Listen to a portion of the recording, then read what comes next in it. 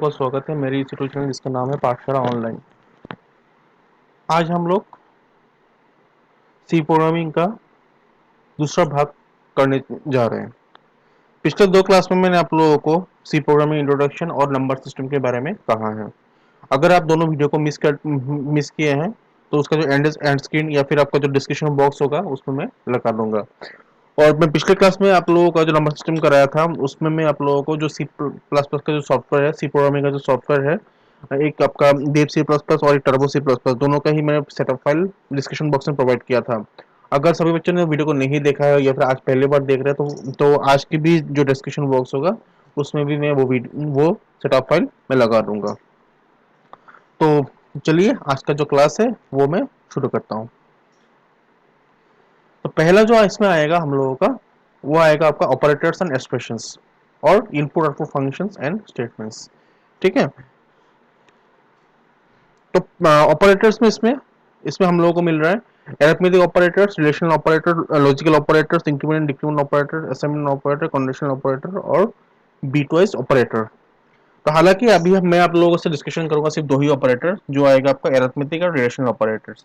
ठीक है, बाकी का जो ऑपरेटर्स है टाइम बाय टाइम जब हम लोग का प्रोग्रामिंग स्टार्ट होगा मैं आप लोगों को सिखाता जाऊंगा किसका कैसा यूज है। ठीक है, पहले फिलहाल अभी जो मैं यूज करने वाला हूँ सिर्फ दो ही ऑपरेटर होगा, वो होगा आपका अरिथमेटिक ऑपरेटर्स और दूसरा होगा आपका रिलेशनल ऑपरेटर्स। तो यहाँ पे आप देख रहे हो इसमें है आपका ऑपरेटर है, मीनिंग दिख रखा है, example result, plus addition 5 plus 2 7, minus subtraction 5 minus 2 3, star जो है मल्टीप्लिकेशन 5 इंटू 2 10, डिवीजन और ये है आखिरी का जो है वो है मॉडुलस रिमाइंडर। इन दोनों के बीच का जो मैं डिफरेंस मैं आपको कह देता हूँ।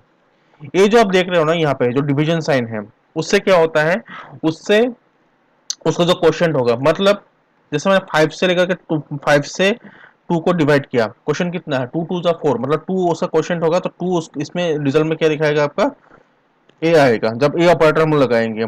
जब हम लोग मॉडुलस ऑपरेटर लगाएंगे तो उसका जो रिमाइंडर आता है वो यहाँ पे आके शो होगा। ठीक है, इन इन दोनों के बीच का वो फर्क है। देखिए ऑपरेटर बहुत ही इंपॉर्टेंट चीज है। ठीक है, हर प्रोग्रामिंग में ऑपरेटर का यूज होगा, तो इसीलिए इस ऑपरेटर को ध्यान से समझ लीजिएगा। कोई भी डाउट हो कमेंट बॉक्स में आप लोग लिख दीजिएगा। ठीक है, क्योंकि थोड़ा कॉन्सेप्ट थोड़ा हार्ड होने वाला है, तो अभी मैं धीरे धीरे कर करके थोड़ा टफ होता होता जाएगा। और भी है थ्योरेटिकल पोर्शन, फिर भी मैं थोड़ा सा जो जो मेन मेन चीज करा करके प्रोग्रामिंग स्टार्ट कर दूंगा, लेकिन थ्योरेटिकल पोर्शन चलता रहेगा हर क्लास में। ठीक है, कि बिना थ्योरी के आप लोग सी प्रोग्रामिंग सीख नहीं पाओगे। उसके बाद अगला जो इसमें आता है आपका logical operators, less than, greater than, less than equal to, greater than equal to. देखिए डबल इक्वल जब साइन होता है तभी इसको हम लोग क्या कहते हैं, इक्वल टू कहते हैं। ठीक है, डबल इक्वल साइन जब होगा तब उसको हम लोग क्या कहते हैं, इक्वल टू कहते हैं। और नॉट इक्वल ये होगा आपका नॉट इक्वल टू, आखिरी का जो है नॉट इक्वल टू। ठीक है, इसके बारे में आप लोगों को मालूम होगा लेस देन किसको कहते हैं। लेस देन अगर मैं आपसे कहूँ 5 लेस देन 6, है ना, सही है। 6 लेस देन 5 वो गलत होगा। 5 ग्रेटर देन 6 गलत होगा। 6 ग्रेटर देन 5, है ना, वो सही होगा। तो इस तरह से उसमें अब हम लोग लॉजिकल ऑपरेटर्स यूज होता है। अब इसमें आता है हम लोगों का कुछ डाटा टाइप, है ना। डाटा टाइप के बारे में, डाटा टाइप में देखो आप लोग, पहला आता है इंट, INT, मतलब उसका होता है हम लोगों का इंटीजर। इंटीजर होता है, देखो इसमें इसमें मैं लिख के रखा है। ठीक है, इंटीजर मतलब जिसमें आपका कोई किसी भी तरह का कोई डेसिमल नंबर नहीं आता। जैसे सिंपल नंबर, जैसे कोई होल नंबर हो गया, जैसे 1 2 3 4 5 6 7 8 9 10 100, है ना। तो इस तरह का जो नंबर्स होगा वो आपका आएगा इंटीजर में आएगा। ठीक है, उसके बाद आता है आपका फ्लोट। फ्लोट को रिप्रेजेंट करते हैं हम लोग परसेंट एफ से, और उसमें क्या आता है आपका डेसिमल वैल्यू आते हैं, मतलब उसमें आपका पॉइंट आएगा। और तीसरा आता है वो कैरेक्टर, जिसको हम रिप्रेजेंट करते हैं परसेंट सी से, और उसमें हम लोगों को सिंगल कैरेक्टर, मतलब जैसा कि आपका A B C इस टाइप का वैल्यू जहाँ पे आएगा उसमें आपका आएगा कैरेक्टर। बार आप लोग समझ में आ गया। इंटीजर में क्या आता है आपका, इंटीजर को रिप्रेजेंट करते हैं हम लोग परसेंट डी से, फ्लोट को हम लोग करते हैं परसेंट एफ से, कैरेक्टर को हम लोग करते हैं परसेंट सी से। ठीक है, तो इंटीजर करता है हम लोगों का होल नंबर, जिसमें आपका किसी भी तरह का कोई डेसिमल नंबर नहीं आता, तो उसको हम लोग किससे रिप्रेजेंट करते हैं, फ्लोट से रिप्रेजेंट करते हैं, सॉरी इंटीजर से रिप्रेजेंट करते हैं। फ्लोट से क्या किसको करेंगे, जिसमें आपका डेसिमल आएगा उसको हम लोग किससे रिप्रेजेंट करेंगे, फ्लोट से करेंगे। और कैरेक्टर किससे करेंगे, आपका कैरेक्टर किसको करेंगे, जैसे ए बी सी इस टाइप का कोई भी वैल्यू हो गया उसको हम लोग किसको करेंगे, कैरेक्टर से। ठीक है, देखिए मैं आपसे एक बात कहना चाहता हूं, आप जो इतने सारे प्रोग्राम्स होगा ये सब चीजें आपको यूज होता रहेगा, तो इसलिए इसको अच्छे से समझ लीजिए। अब इसमें आता है हम लोगों का फॉर्मेटेड इनपुट आउटपुट फंक्शन। पहला जो आता है आपका स्कैनएफ फंक्शन। देखिए दो हम लोगों का एक कंप्यूटर जब हम लोगों ने बेसिक किया था, बेसिक पोर्शन जब हमने स्टडी किया था, हम लोगों को इनपुट डिवाइस आउटपुट डिवाइस के बारे में मिला था। तो एक टाइम हमने सीखा था स्टैंडर्ड इनपुट डिवाइस और स्टैंडर्ड आउटपुट डिवाइस, है ना। इसका मतलब होता है जो हम लोग के पास जो कीबोर्ड होता है ना, कोई भी वैल्यू अगर हम लोग डालते हैं वो किससे डालते हैं, वो किससे डालते हैं, कीबोर्ड से डालते हैं, है ना। तो कीबोर्ड क्या होता है, आपका एक स्टैंडर्ड इनपुट डिवाइस। ठीक है, कीबोर्ड जो आपका होगा एक स्टैंडर्ड इनपुट डिवाइस, मतलब कोई भी वैल्यू डालने के लिए इसमें क्या आएगा, आपका वैल्यू डालने के लिए यूज करेंगे हम लोग कीबोर्ड। ठीक है, और आउटपुट डिवाइस कौन सा था हम लोगों का, मॉनिटर, जहाँ पे हम लोगों का कोई भी चीज हम लोग जो टाइप कर रहे हैं वो हमारे सामने आके डिस्प्ले होता है। तो ठीक इसी तरह से हम लोग सी प्रोग्रामिंग में दो चीज हम लोग दो फंक्शन यूज करेंगे, एक होगा आपका स्कैनएफ, एक होगा आपका प्रिंटएफ। जहां पर स्कैनएफ आपका होता है इनपुट फंक्शन और प्रिंटएफ आपका होता है आउटपुट फंक्शन। आप इसको अच्छे से देख लीजिए। scanf function is used to read input values variables using the standard input device keyboard। मैंने जो आपसे कहा scanf किसके लिए यूज होता है, जो हम लोग इनपुट वैल्यूज देंगे, ठीक है, ठीक है, कंप्यूटर में जो इनपुट वैल्यूज हम लोग देंगे उसके लिए यूज होगा, वो होता है हम लोगों का scanf फंक्शन। उसका जो फॉर्म होता है हम लोगों का, देखो scanf फॉर्मेट स्ट्रिंग, है ना। इसको जो इस जो साइन है मैं बता अभी इस नीचे लिख के भी रखा है, देखो M%, जो ये एंड से सिंबल है उसको हम लोग कह रहे हैं कि ये होता है आपका M%। मतलब देखो एग्जांपल मैंने दिया है scanf percent F M percent A. अगर आपके पास कोई डेसिमल वैल्यू आ गया, ठीक है, जिसमें आपका कोई भी तरह का डेसिमल वैल्यू है, तो इसमें आपका आएगा वो परसेंट एफ से आएगा। ठीक है, और इंटीजर वैल्यू आएगा तब क्या आएगा आपका स्कैनएफ परसेंट डी। ठीक है, और एम परसेंट क्या करते हैं, एम परसेंट होता है, देखो आप लोगों को रैम के बारे में मालूम है, व्हाट इज रैम। रैम क्या था, रैम था हम लोगों का प्राइमरी मेमोरी, है ना। रैम में हम लोग जो भी वैल्यू चाहते हैं उसको हम लोग वहां पे जाकर के स्टोर करते हैं। कोई भी वैल्यू आप पुट करें तो कहाँ पे जाकर स्टोर होगा, आपका जो रैम होगा वो वहां पे जाकर के स्टोर होगा।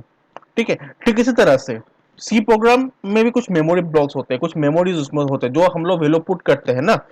क्योंकि मैंने आप लोगों को जो पहला क्लास था उसमें मैंने कहा था हम लोग क्या लेते हैं, वेरिएबल। वेरिएबल बोल के एक टर्म मैंने यूज किया था, कुछ लिखाया भी था।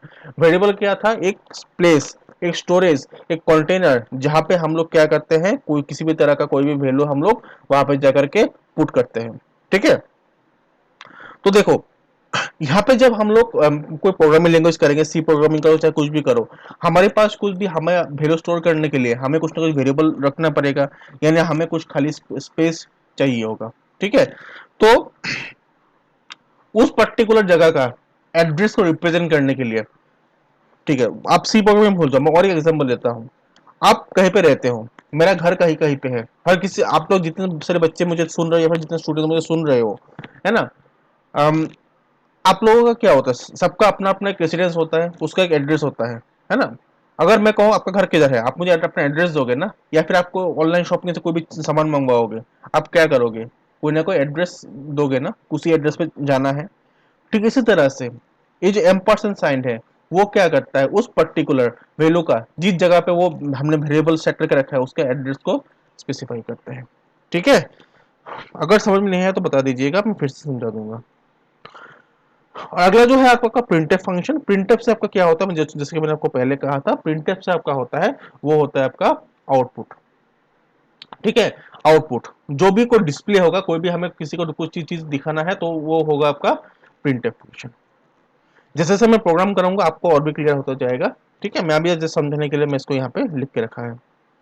तो ये यहाँ पे हम लोगों का एक यहाँ पे एक स्ट्रक्चर ऑफ सी प्रोग्राम कैसे हम लोग करेंगे। The C program is always starts with a header file named hash include stdio.h। The full form of stdio is standard input output.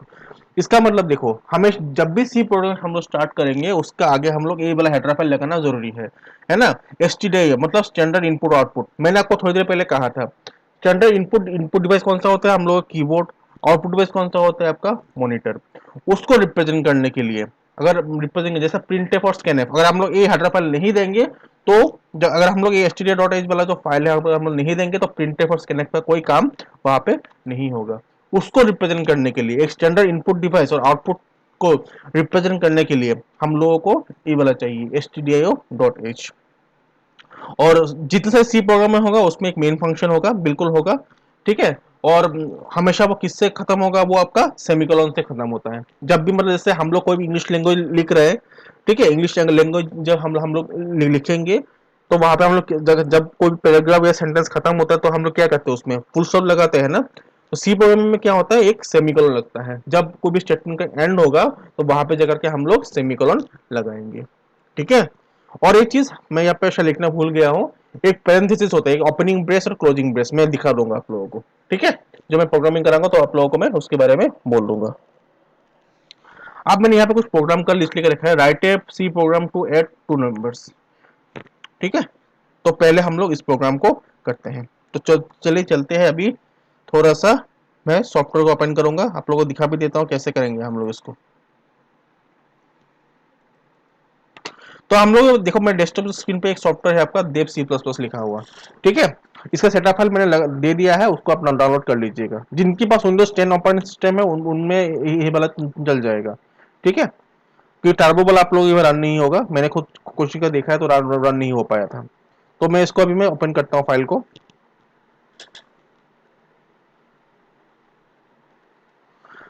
अब देखो मैं कहाँ पे जाऊंगा, फाइल में जाऊंगा, फाइल न्यू, ठीक है, सोर्स फाइल।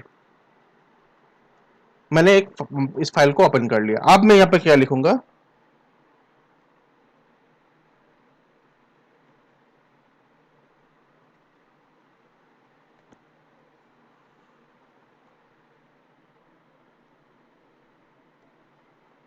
अब इसमें दूंगा मैं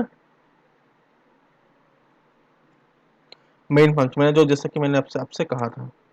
अब देखो यहाँ पे मैं क्या दूंगा, एक कार्डी ब्रेस, मतलब इसको कहते हैं हम लोग ओपनिंग ब्रेस, ठीक है। ओपनिंग ब्रेस इसको हम लोग कहते हैं। समझ में आ गया आप लोगों को, देख सकते हो यहाँ पे मैं क्लिक करके दिखा देता हूँ आप लोगों को। देखो ये रेड हो रहा है यहाँ पे ना, ये देखो यहाँ पे दो जो आ रहा है यहाँ पे, ये आपका होता है यहाँ पे आपका कार्डी ब्रेस यानी ओपनिंग ब्रेस, और लास्ट का जो एंडिंग का जो होगा वो आपका होता है क्लोजिंग ब्रेस। अब मैं यहाँ पे लेता हूँ INT, ये तो आप लोगों को मालूम है इंटेजर, मतलब दो नंबर हम लोग प्लस कर रहे हैं तो ऑब्वियसली हमें नंबर चाहिए होगा। तो कितने नंबर लेंगे, ए कॉमा बी। ए और बी क्या हो गया हम लोगों का यहाँ पे, ए और बी क्या हो गया वेरिएबल, ठीक है। ए और बी हम लोगों का क्या हो गया वेरिएबल, कॉमा SUM सम। मतलब देखो ए और बी का जो आप लोग हम लोग वैल्यू निकालेंगे कहीं भी हमें स्टोर करना पड़ेगा ना, तो इसके लिए हमने क्या ले लिया यहाँ पे सम ले लिया। आप चाहो सी भी ले सकते हो, है ना, आप लोग कोई भी डी भी ले सकते हो, साम वन साम टू ऐसा कर सकते। लेकिन आप यहाँ पे देखो एक चीज बताना चाहता हूँ मैं, उस दिन जो मैं कह रहा था आप उसको A1 B1 कर सकते हो, लेकिन उसको 1A 1B इस तरह से उसको नहीं कर सकते हो, क्योंकि जो वेरिएबल हमेशा प्रीफिक्स जो होते हैं वो जो स्टार्टिंग जो होते हैं वो ऑलवेज विथ आपका जो कैरेक्टर होता है उससे होता है, अल्फाबेट्स जो होते हैं उससे हम लोग उसको रिप्रेजेंट करते हैं, ठीक है। अब मैं इसको क्या कर दिया, सेमीकोलन, सेमीकोलन मैंने यहाँ पे लगा दिया। अब मेरे से एक चीज आप लोग पूछ सकते हो कि सर आपने मेन फंक्शन में क्यों सेमीकोलन नहीं लगाया। अगर मैंने मेन फंक्शन में सेमीकोलन लगा दिया तब क्या होगा आपका, ये जो मैं इसके बाद मेन फंक्शन वहां पे स्टॉप हो जाएगा। मेन फंक्शन स्टॉप हो जाने से आपका प्रोग्रामिंग करने का कोई वैल्यू वहां पे नहीं रहेगा, वो बेकार हो जाएगा। इसलिए हमें मेन फंक्शन में कभी भी सेमीकोलन नहीं लगाना है। मैं आप लोगों को उसका जो एरर्स है मैं अगले क्लास में, बहुत कुछ चीजें हैं मैं आपको बता रहा हूँ। C program is just like a C, that mean जो जो हम लोगों का सागर होते हैं ना, इस तरह से इसे कभी खत्मा नहीं होता है। मैं जितना सीखा उतना कम है आप लोगों के लिए। अगर आप लोग जो जो बच्चे अभी 10th में पढ़ रहे हो, आप 11 में जाकर के IPCS लेंगे ना, उन लोगों के लिए मैं बोल रहा हूँ आप लोग रामबान जी अब मतलब एकदम बहुत अच्छा चीज होगा। अगर आप लोग अपना ये नॉलेज को यहाँ पे थोड़ा सा बाशा करके लेके जा सकते हैं ना, आप लोगों के कोई भी प्रोग्रामिंग लैंग्वेज टफ टफ नहीं होगा, क्योंकि C is the mother of all programming language. शुरुआत के दिनों में थोड़ा सा मुश्किल आ सकता है, स्टार्टिंग का टाइम है, थोड़ा सा दिक्कत होगा। मैं बैठा हूँ आप लोगों के लिए, कोई भी दिक्कत हो मेरे से पूछिए आप लोग, ठीक है। लेकिन प्लीज वीडियो को देखिएगा, यही यही रिक्वेस्ट है मेरा आप लोगों से। अच्छा तो देखो यहाँ पे प्रिंट एफ लिया मैंने, लेकर के हम लिखता हूं मैं यहाँ पे देखो एंटर टू नंबर्स, ये लिख दिया मैंने यहाँ पे, मतलब 2 नंबर हमें एंटर करना है मैसेज के लिए। ये आप चाहो लिख सकते हो, नहीं भी लिख सकते, इसमें ऐसा कोई हार्ड एंड फास्ट रूल नहीं है। अब आएगा यहाँ पे आपका स्कैन है। अब देखो यहाँ पे परसेंटेज, यहाँ पे क्या आएगा, मैंने डाटा टाइप क्या लिया था यहाँ पे, इंटीजर लिया था कि नहीं, इंटीजर लिया था। तो यहाँ पे मैं क्या लूंगा, देखो यहाँ पे %d, समझ में आ गया आपको, %d मतलब परसेंटेज, एक परसेंटेज किसके लिए आया, इस ए के लिए आया, आया ना, ये और भी दो नंबर होगा, और एक परसेंटेज ले रहा हूं, ले लिया मैंने यहाँ पे। उसके बाद कॉमा m% लिया,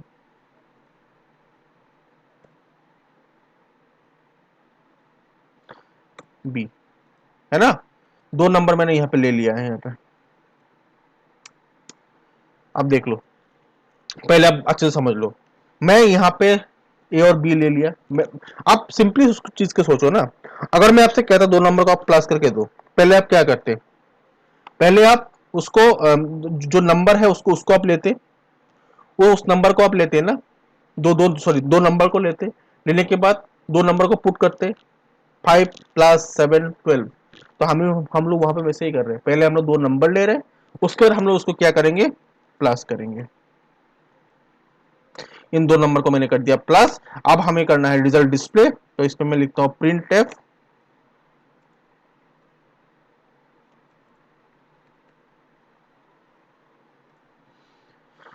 सम %d,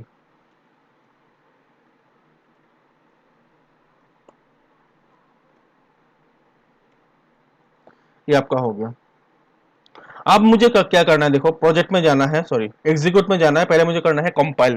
कंपाइल क्यों करेंगे हम लोग, कंपाइल में क्या करते हैं हम लोग, कंपाइल में हम लोग हमेशा उसका जो एरर्स है वो हम लोग चेक करते हैं, ठीक है। कंपाइल में क्लिक करो, आपको सेव करने को कहेगा, मैं सेव कर देता हूँ उसको, एड बोल के उसको सेव कर देता हूँ। देखो अब गौर करो यहाँ पे क्या रहा है, एरर्स 0, वार्निंग्स 0, मतलब हमारा कोई इसमें एरर नहीं है, उस फाइल में कोई एरर नहीं है। अब मैं आपको एक एरर करके भी दिखा देता हूँ। चलो मान लिया मैंने गलती से यहाँ पे सेमीकोलन नहीं दिया है, ठीक है, मैंने यहाँ पे सेमीकोलन, तब क्या आएगा, तब आप ये भी देख लो। अब देखो यहाँ पे क्या लिख रहा है, error expected semicolon before scanf, है ना, इसके आगे सेमीकोलन नहीं है, हमें वो एरर मैसेज वहां पे क्या कर देगा, इंडिकेट कर देगा वो सॉफ्टवेयर, ठीक है। तो हमें उस हिसाब से उसको एरर को सही करना है।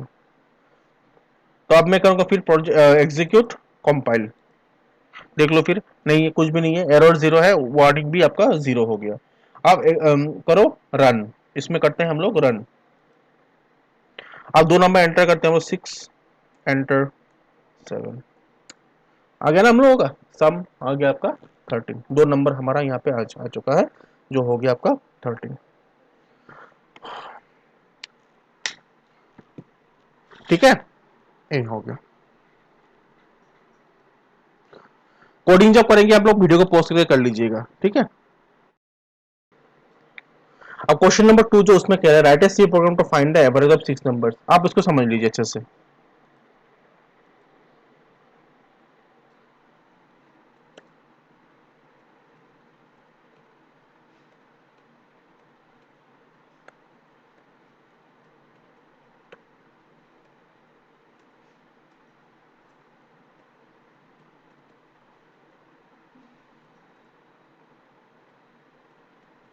तो इसमें हम लोग करें एंटर 6 नंबर्स,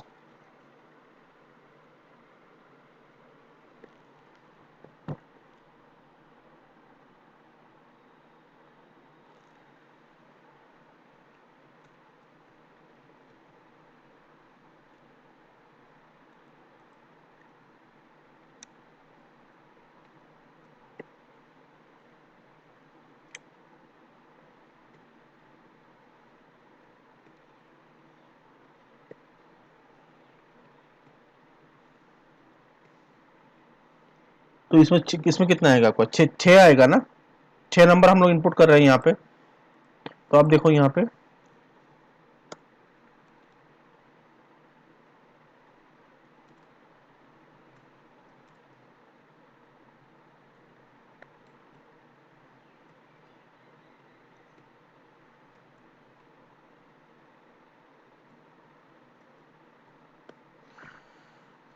तो इसमें देखो आप, इसमें हमने क्या कर दिया, इसको कर दिया, इसको हम लोग यहाँ पे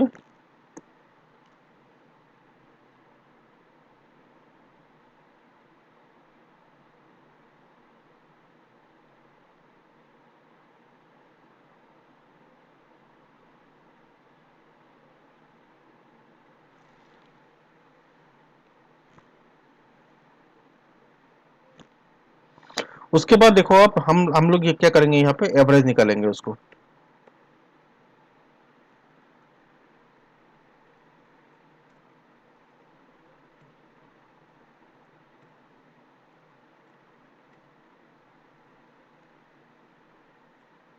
ठीक है, इसको आप एवरेज का मतलब क्या था, आप सबको मालूम है। एवरेज अगर हम लोग निकालते हैं किसी का, क्या करेंगे हम लोग, उस जितने सारे नंबर उसको प्लस करेंगे, और जितना नंबर होगा, जैसे 6 नंबर है इसमें है ना, तो उसको क्या करेंगे हम लोग, 6 नंबर को प्लस करके उसी नंबर से हम उसको डिवाइड करते हैं ना। जैसे हम लोग यहाँ पे मैंने कहा 3 नंबर का हमें एवरेज निकालना है, तो हम लोग पहले 3 नंबर को प्लस करेंगे, प्लस करने के बाद 3 से इसको डिवाइड करेंगे, है ना। तो इसको हम लोग वही कर रहे हैं, डिवाइड बाई 6। उसके बाद प्रिंट डाल दिए यहाँ पे। उसके बाद यहाँ पे मैं लिखता हूँ एवरेज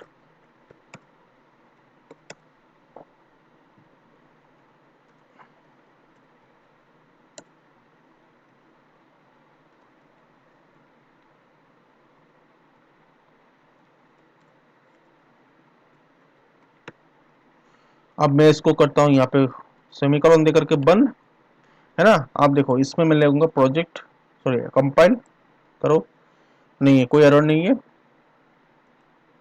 रन कर देता हूँ।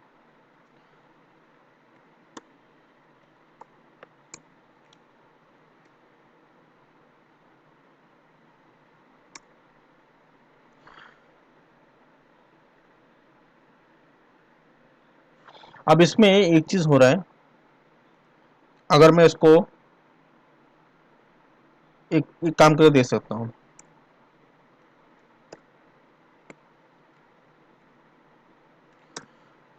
ठीक है, सो फ्लॉट लेके देखता हूँ कि क्या होता है। ठीक है,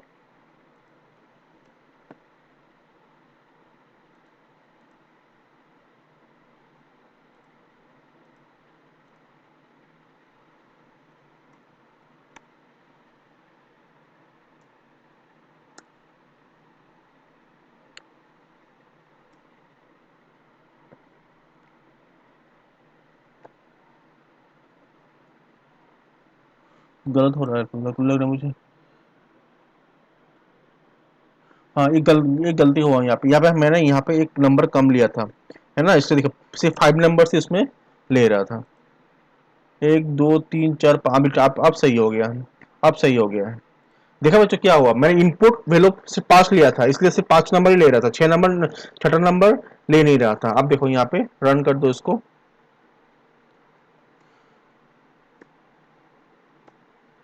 आप जैसा चाहो उसको वैसा कर सकते हो, खाली कितना है, कुछ गलत जैसा हो रहा है इसमें ना।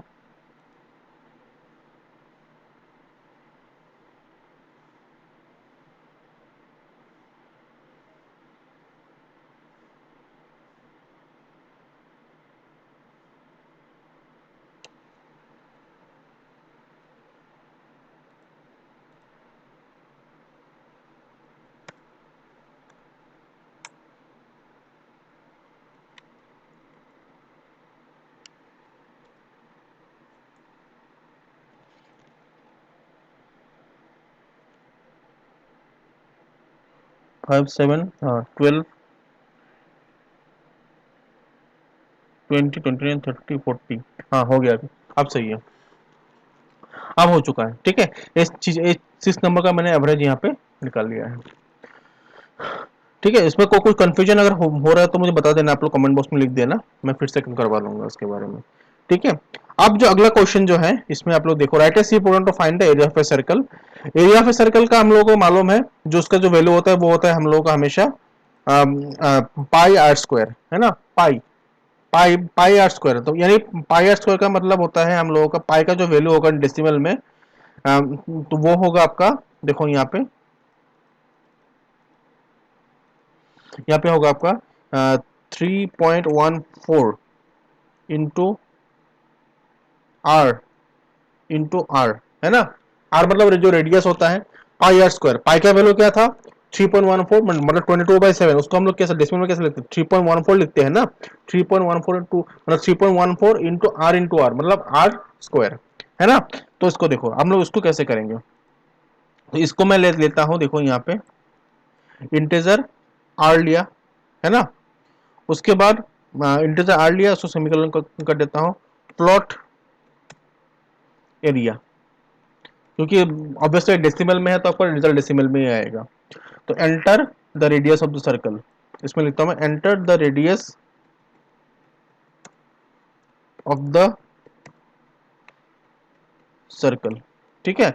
अब मैं देखो जो रेडियस है वो किस में है, वो तो आपको इंटीजर में है, तो इसमें क्या आएगा, इसमें आपका आएगा आपका परसेंट डी, ठीक है।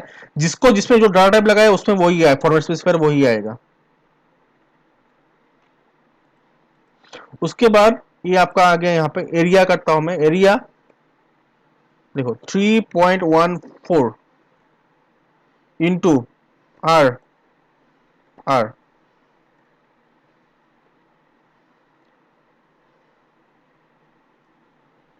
तो एरिया सर्कल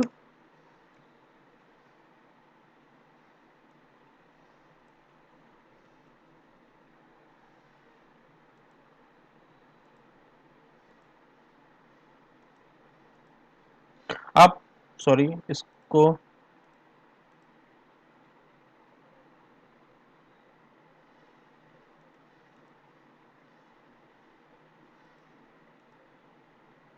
अब मैं इसमें करता हूं 5, देखो ये आपका आ गया 78.50। आप करके देखो 3.14 इंटू आर मतलब 3.14 से आप उसको मल्टीप्लाई करके देखना, आपका आंसर वही आएगा। और एक हमेशा याद रखना, फ्लॉट के बाद जो डेसिमल में हमेशा 6 पोजीशन लेते हैं, मतलब 6 घर उसको उसमें आते हैं, ठीक है। तो ये हो गया हम लोगों का सी प्रोग्रामिंग का कॉन्सेप्ट। अगला जो क्वेश्चन है इसको आप लोग कर लीजिएगा, घर में प्रैक्टिस कर लीजिएगा, कोई भी दिक्कत हो तो मुझे कमेंट बॉक्स में बता दीजिएगा। मैं उम्मीद करता हूँ आज का वीडियो आप लोगों को पसंद आया है। तो अगर पहली बार मेरे चैनल पे आ रहे हैं तो इस चैनल को लाइक शेयर एंड सब्सक्राइब कर दीजिएगा, और साथ ही साथ जो नोटिफिकेशन का बेल है उसको भी दबा दीजिएगा, ताकि मैं आगे भी जब भी वीडियो बनाऊँ आप तक पहुंच जाए, ठीक है। तो आप सभी को बाय बाय एंड नमस्ते।